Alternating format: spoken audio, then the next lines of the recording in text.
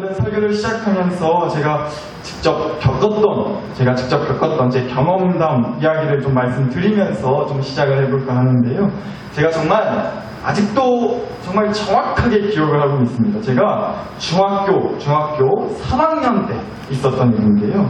하루는 이제 체육 수업을 마치고 이제 쉬는 시간이 된 거예요. 그런데 제가 그날 제 친구 한 명과 함께 같이 당번이었거든요. 그래서 이제 그때 주번이 하는 일이 뭐였냐면은 그런 뭐 체육 수업 같은 걸 하면 이제 체육 시간에 썼던 것들, 뭐 축구공이 됐든 간에 뭐 배구 네트가 됐든지 간에 뭐 그런 것들 좀 정리하고 치우는 일을 좀 했어요. 그래서 제가 제 친구랑 같이 그렇게 이제 주번이라서 체육 수업을 마치고 쉬는 시간에 뒷정리를 다 이제 하고 이제 마쳤단 말이죠. 그런데 그날따라요. 이것저것 치울 게 좀 많아가지고 막 그렇게 뒷정리를 하다 보니까 그만 좀 다음 수업 시간에 조금 늦게 된 거예요. 쉬는 시간이 끝났는데 막 뒷정리를 하다 보니까 좀 다음 수업 시간 조금 한 몇 분 정도 늦게 됐어요. 그런데 하필 그 다음 수업 시간이 영어 수업 시간이었거든요. 근데 저 때 제가 다니던 학교의 영어 선생님이 그렇게나 무서운 선생님으로 좀 유명했었어요. 그래서 저랑 제 친구가 큰일 났다 싶어가지고 부랴부랴 어떻게든 뒷정리를 또 해야 되니까 다 마치고 교실로 급하게 뛰어 들어갔어요. 그런데 그렇게 교실에 들어가자마자요, 영어 선생님이 저랑 제 친구한테 막 뭐라 하시는 거예요. 막 혼을 내시고 화를 내시는 거예요. 종친지가 언젠데 이제 다 들어오냐고, 뭐하고 들어오냐고 막 뭐라 그렇게 하시길래 저희는 좀 억울했던 거죠. 놀고 온 게 아닌데. 그래서 저랑 제 친구가 전 수업이 체육 수업이어가지고 이제 체육 수업 다 마치고 이제 주변 정리하고 뒷정리하고 오느라고 좀 늦었습니다, 선생님. 이라고 그렇게 말을 이제 하기도 전에, 그렇게 말을 하려고 입을 떼기도 전에 그 영어 선생님이 그렇게 화를 내시더니 갑자기 난데없이 제 뺨따구를 사정없이 후려치시는 거예요. 진짜입니다. 실화예요. 아유, 제가 그때 태어나서 처음으로 뺨이란 걸 맞아봤습니다. 학교 선생님한테 말이에요. 여러분이 보시기에 제가요, 막 학교 다닐 때 혼날 짓 하고 다니고 사고 치고 다니고 막 선생님들한테 그렇게 처맞고 다니고 그런 느낌은 아니잖아요. 그쵸? 예, 그쵸. 이제 아멘 소리가 생각보다 작은데 그렇게 보시면 여튼 제가 막 그렇게 사고 치고 다니는 학생은 진짜 아니었거든요. 저 얌전했어요. 그래도 나름 아시잖아요. 저 어렸을 때 교회에서 그래도 별명이 파택이었는데 그 사랑스럽고 귀여운 별명을 가진 애가 무슨 사고를 치고 다녔겠어요. 근데 그날 생전 처음, 물론 간혹가다 선생님한테 매맞고 혼난 적은 저도 있었어요. 솔직히 고백하자면. 그런데 뺨따구를 그렇게 얻어맞은 건 태어나서도 처음이고 학교를 다니면서도, 그것도 학교 선생님한테 그렇게 맞은 건 그날 처음이었거든요. 근데 여러분, 저 때만 해도 그럴 수가 있었어요. 저 때만 하더라도 그게 그래도 가능했어요. 요즘 그러면 아주 난리가 나잖아요. 바로 애들 그냥 핸드폰 꺼내가지고 촬영할 거고요, 신고할 거고요, 난리겠죠.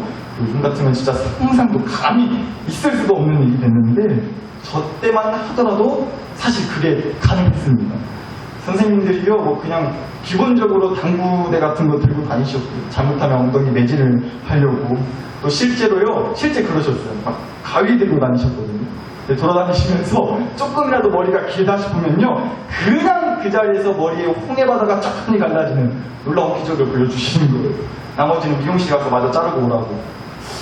학교 앞에 있는 미용실 원장님과 어떤 거래가 있었지 않나 싶기도 했어요. 아무튼 간에 그런 일이 저 때만 하더라도 가능했다고요. 선생님이 그야말로 전지전능하셨어요. 저 때만 하더라도. 근데 여러분, 제가 그렇게 중학교 3학년 때 처음 그렇게 뺨따구를 맞았었다라는 얘기를 지금도 여러분 앞에 서고 있지만 정말 거짓말이 아니라요, 제 아내한테도 여태까지 한 10대번도 넘게 말했던 것 같아요. 뭐 아시다시피 제가 아산에 있는 아산중학교를 나왔잖아요. 그런데 저희 아내랑 같이 이제 고창에 나갈 일이 있으면 당연히 아산을 지날 수밖에 없으니까, 그럼 이제 아산면을 지나면서 얼핏 이제 멀리 아산중학교가 얼핏 보일 때가 있어요. 그러면은 제가 그 중학교를 볼 때마다 제 아내한테 이 얘기를 하게 되는 거예요. 그때 내가 영어 선생님한테 뺨을 그냥, 진짜 그때만 생각하면 목 사고 보고 그냥 지금이라도 그런 솔직한 마음에 막 얘기를 10번도 넘게 했었습니다. 저희 아내한테는 또 말하고 또 말하고, 아내가 그만 좀 얘기하라고 말할 정도로 그렇게 여러 번 말을 했었거든요. 근데 여러분, 그러니까 무슨 말이겠어요? 사람이 좀 그래요. 누가 나한테 어쩌다 칭찬 한번 해준 거, 이뻐해준 거, 잘해준 거요. 감사하죠. 감사한 일인데 그것도 솔직히 시간 좀 지나면 까먹게 되기도 한단 말이에요. 근데 반대로 누가 나를 때렸다는 말, 누구한테 맞은 기억, 누가 나한테 했던 그 상처가 됐던 말, 그건요, 어때요? 평생 가는 거예요. 진짜 평생 가는 거예요. 절대 잊혀지지 않아요. 아무리 시간이 지나고 뭐가 어쨌어도요, 그 기억은요 절대 없어지지 않는다고. 저 앞서 말씀드렸던 그 중학교 때 영어 선생님 이름이요, 아직도 정확하게 그 이름 석자를 기억하고 있습니다. 제가 차마 설교 시간이라서 그 선생님 성함을 말씀을 드릴 수는 없겠지만요, 그 선생님 이름 석자를 아직도 제가 정확히 기억을 하고 있어요. 제가 중학교 3학년 때 일이라고 했잖아요. 그러니까 거진 한 20년 좀 안 된 시간이 지났거든요. 근데 아직도 뚜렷하게 기억이 납니다. 아마 평생 잊지 못할 것 같아요. 그리고 그 선생님이 당시는 제가 알고 있는 교회를 안 다니신 분으로 제가 알고 있는데, 부디 소망하기를 지금이라도 꼭 하나님을 믿고 교회를 다니고 있으시기를 간절히 바라요. 그래서 정말 가능하다면, 뭐 그럴 일이 없겠지만 가능하다면 제가 꼭 그 선생님 만나서, 이제 목사가 되지 않았습니까? 그 선생님 머리 위에 안수 기도를 세게 한번 해드리고 싶은 마음이 정말로 있습니다.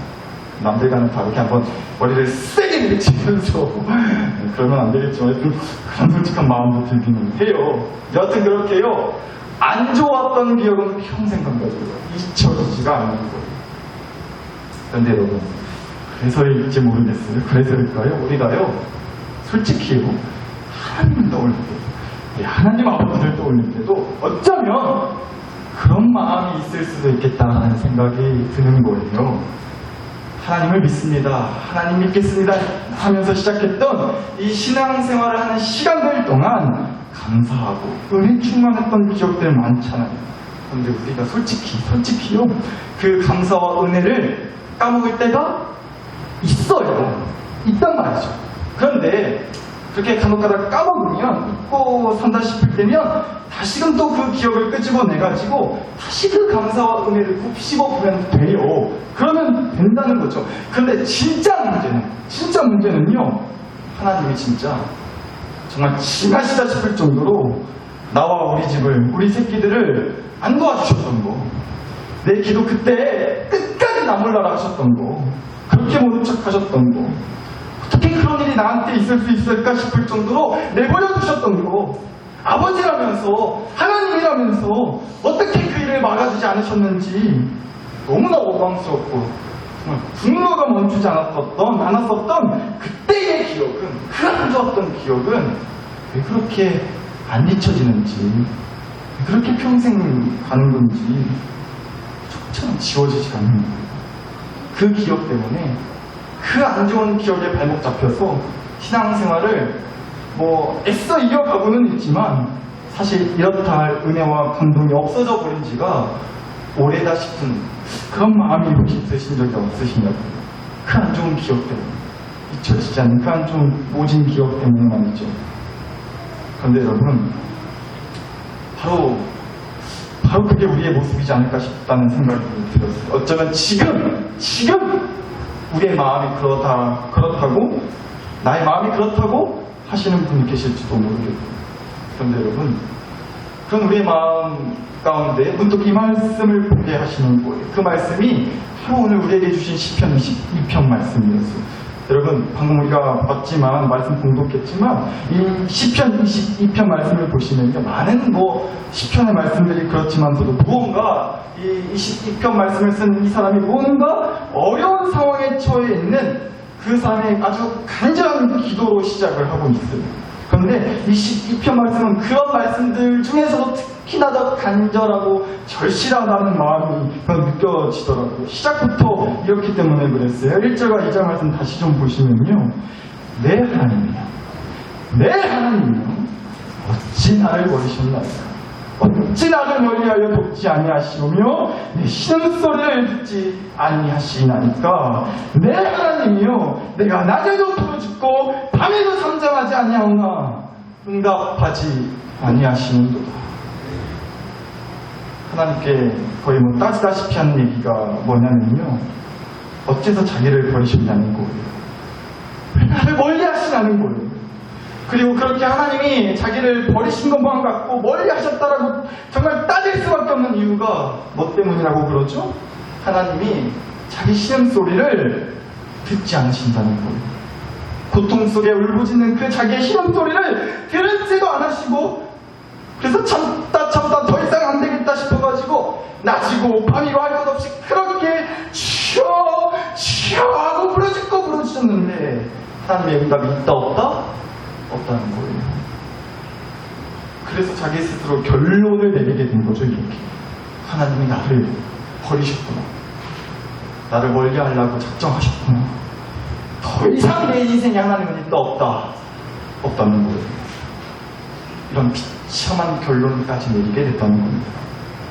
그런데 여러분, 제가 특히나 더 이 사람이 안타깝다고, 특별히 더 안타깝다고 말씀을 드리는 이유가요, 1절도 그렇고 2절 말씀도 그렇고 방금 보셨지만 이렇게 시작을 하잖아요. 어떻게 시작하죠? 1절 다시 보시면 내 하나님이요, 내 하나님이요 라고 1절이 시작을 해요.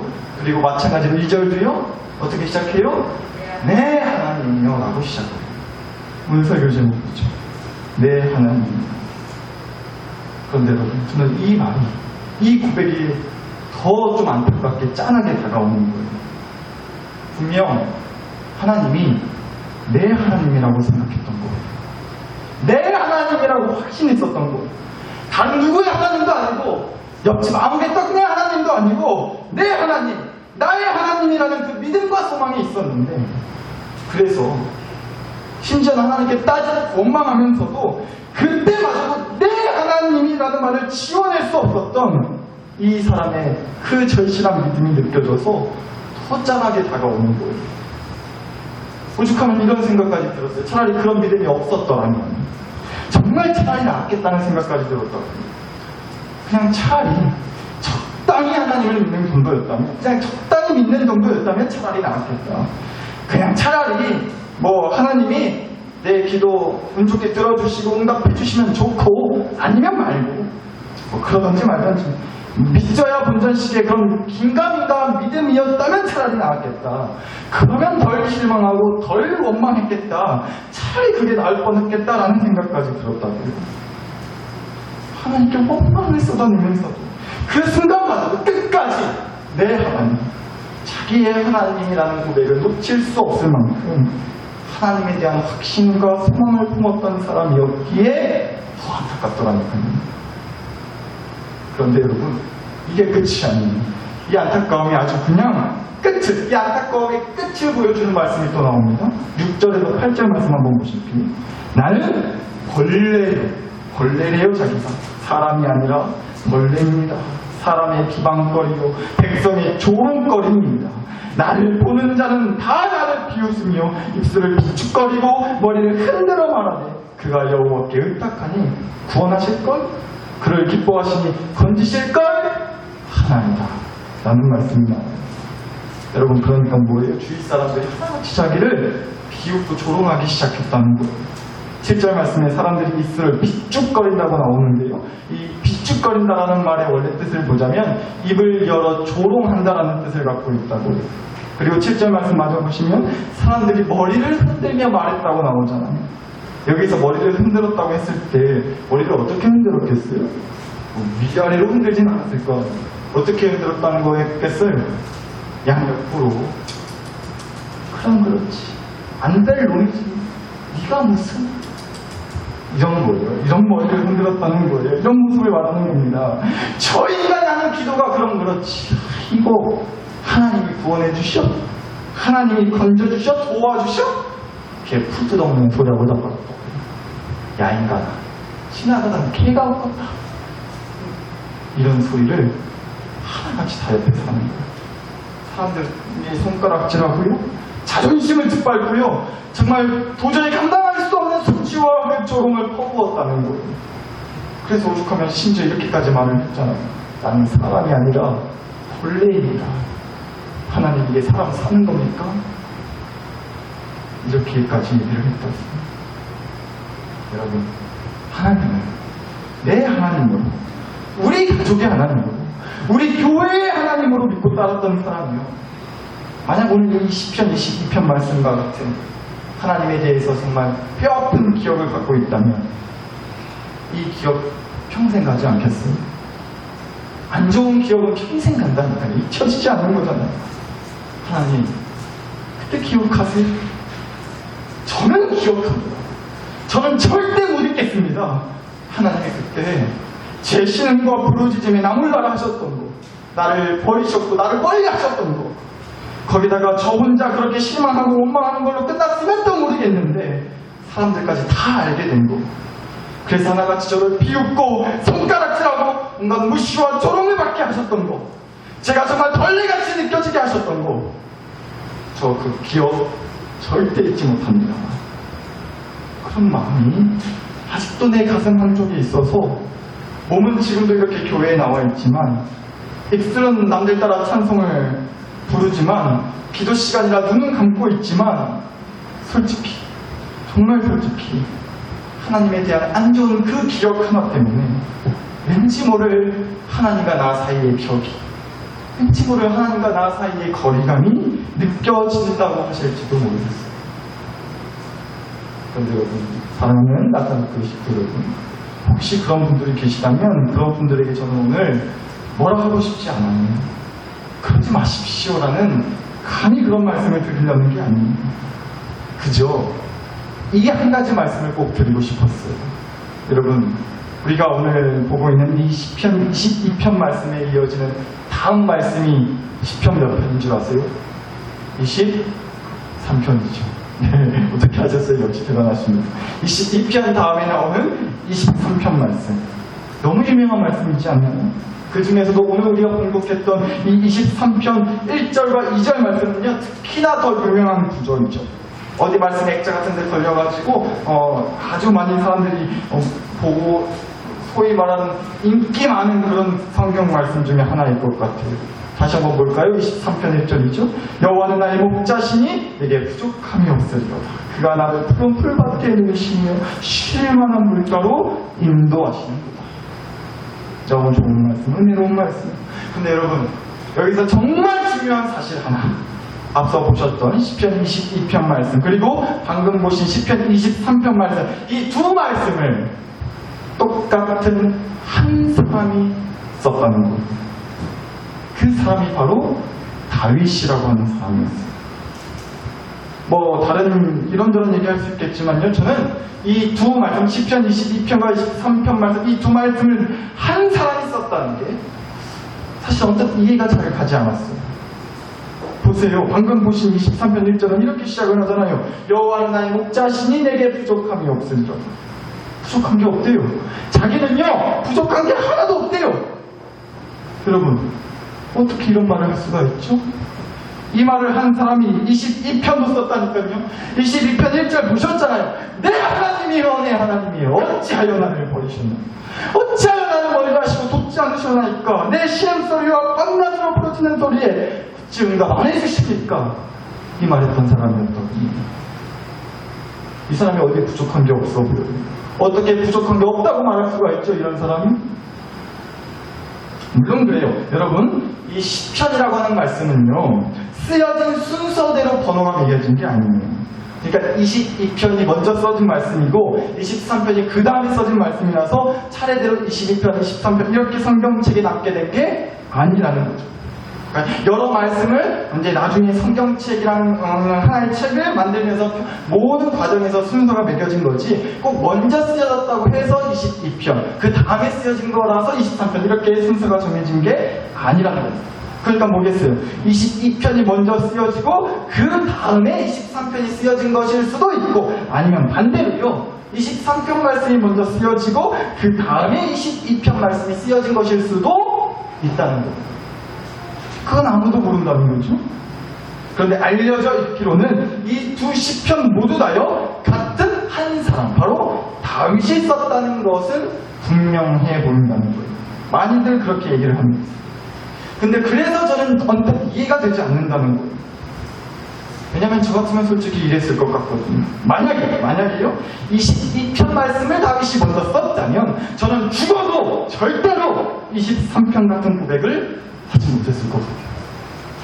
나를 버리신 하나님에 대한 기억을 떠올린다면 하나님이 나의 목자시니까 나한테는 부족한 거 없습니다. 이런 고백 절대 못하겠다. 이런 고백 안 나올 것 같아요. 그렇지 않냐고. 또 반대로 만약에 23편을 먼저 다윗이 썼다고 해보자. 그러니까 다윗이요, 여호와는 나의 목자시니 내게 부족함이 없으리로다 라는 이런 고백을 먼저 쓰고 난 다음에 그 다음에 22편 말씀을 썼다고 한번 생각해봐요. 그럼 저는 이랬을 것 같아요. 22편 말씀을 쓸 수밖에 없는 정말 그야말로 죽을 것 같이 힘든 순간이 왔다.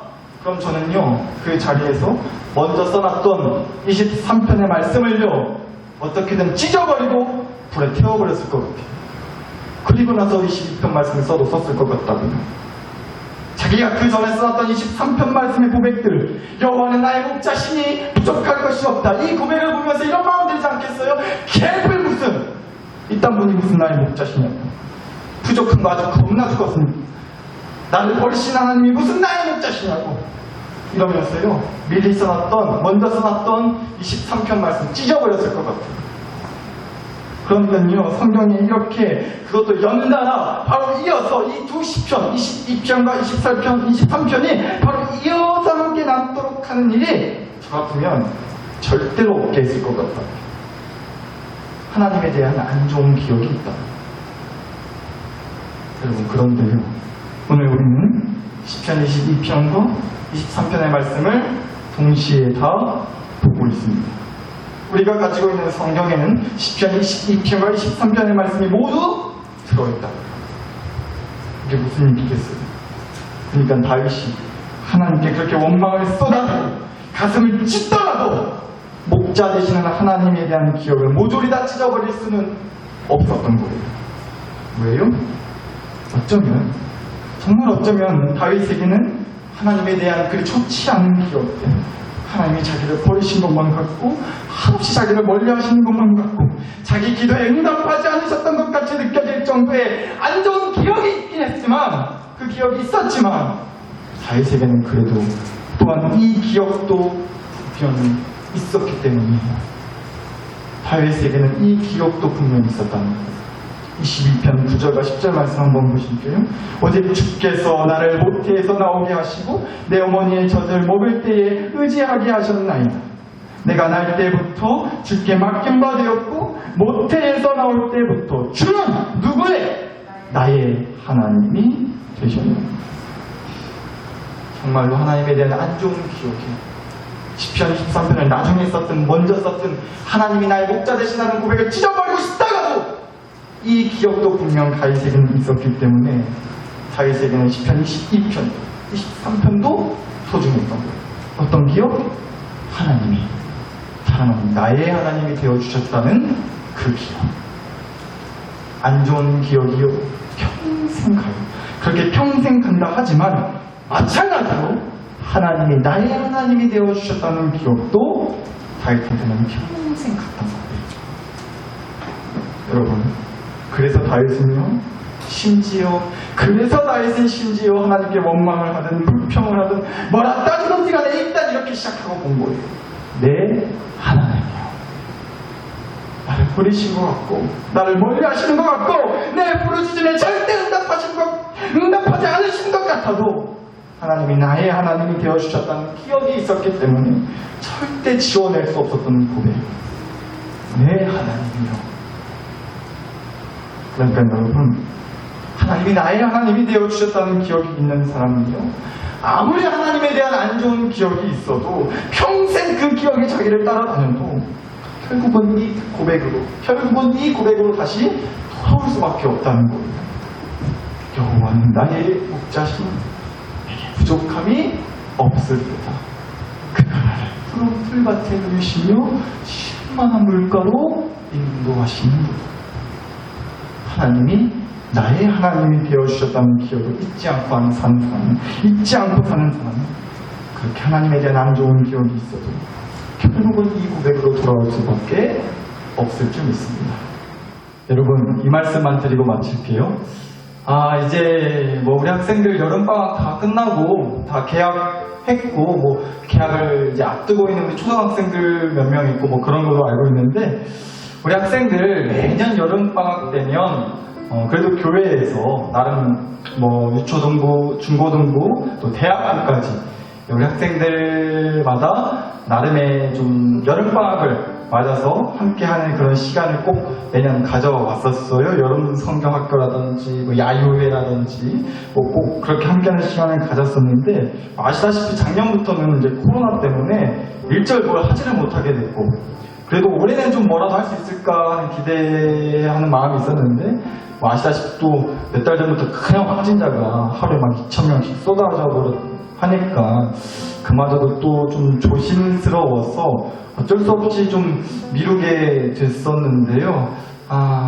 너무 아쉬워가지고, 그래도 이제 우리 학생들과 아주 잠깐이라도 함께하는 시간을 어떻게 한번 가질 수 있을까 고민하다가 이제 학기를 앞두고 방학 끝 무렵에 우리 부서별로 유초등부, 중고등부, 대학부 부서별로 2학기 응원 예배, 응원 나들 이런 거를 잠깐의 시간이지만 함께 가졌습니다.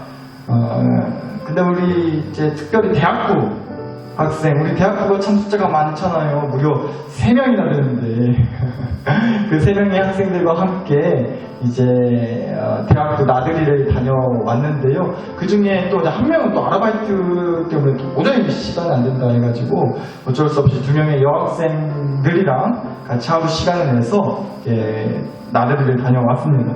그때 찍은 사진 하나 있는데 한번 좀 보여드릴게요. 네, 헷갈려 하지 마시기 바랍니다. 이 옆에, 이 밑에 이분은 학생이 아닙니다. 네. 우리 학생 어때요? 너무 이쁘잖아요. 너무 이쁘게 생겼죠? 네, 물론 이제 마스크 써서 그렇게 제가 얘기한 건 아닙니다. 절대로. 네, 이쁩니다. 이뻐요. 네, 마음이 이쁘면 됐죠.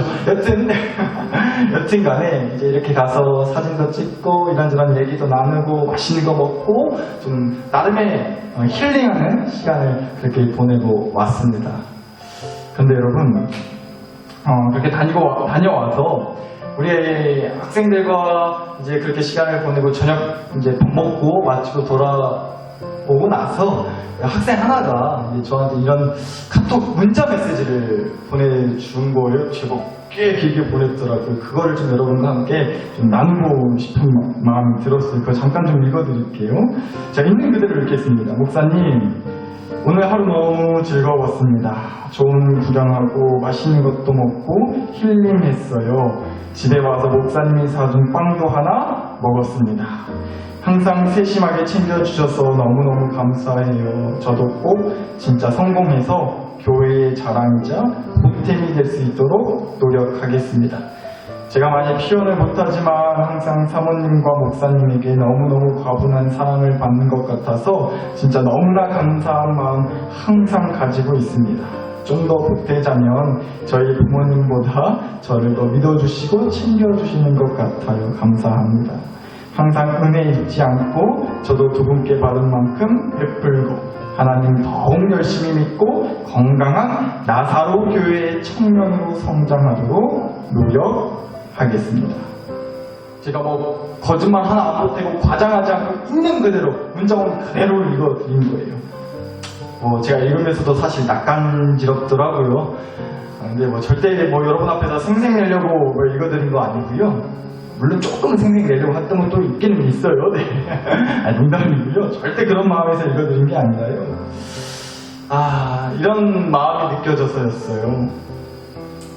교회에 항상 뭐 좋은 기억만 있겠어요? 알게 모르게 교회에서 상처받고 교회에서 충분한 사랑과 위로를 받지 못하고 우리 교회 여건상 우리 대학생 청년들에게 더 신경 써주지 못했던 거, 교회에서. 그래서 너무나 송구하고 또 목사로서 제가 참 미안하고 죄송한 마음이 정말 항상 커요. 그런데 이 학생의 고백이 너무나 감동이 됐던 건요, 무엇보다도 이 학생의 이 말에서 우리 나사로 교회가 이 학생의 마음에는 분명 자리 잡고 있다는 마음이 느껴져서였어요. 이 교회가 나의 교회라는 마음이 너무나 강하게 느껴져서 참 감동이 되더라고요. 사랑하는 나사로교회 식구 여러분, 마찬가지라는 생각이 들었어요. 저와 여러분에게도 그러한 마음의 확신이 있을 줄 믿고요. 또 그럴 수 있기를 정말로 간절히 소원합니다. 안 좋은 기억 있을 수 있어요. 교회한테든 하나님한테든 뭐 그런 안 좋은 기억이요 평생 가는 거 제가 아는데요. 그래서 혹시 하나님께 실망하시고 원망의 마음 생겼던 거, 교회에 향해서 안 좋은 마음 품었던 거, 그런 기억 있으신 거 평생 안고 가셔도 솔직히 저도 뭐라 못하겠는데요. 대신 하나님이 나의 하나님 되어주셨다는 기억만큼은 꼭 함께 기억하고 가실 수 있기를 원합니다.